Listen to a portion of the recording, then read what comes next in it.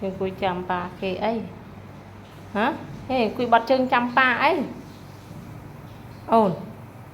ẹ nó con vợ hai bà mà con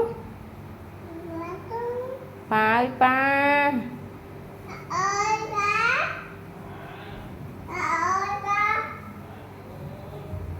kinh cùi bật chân là một phía chăm à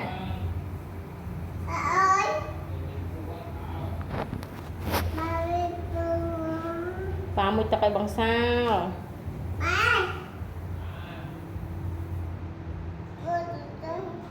bằng sao ẹ mà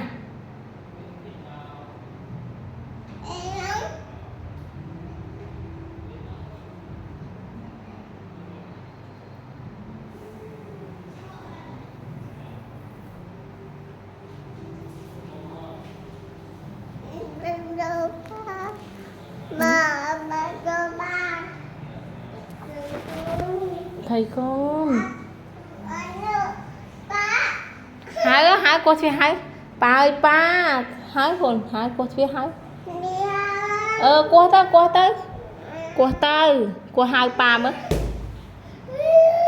ba ơi dù má hàm mới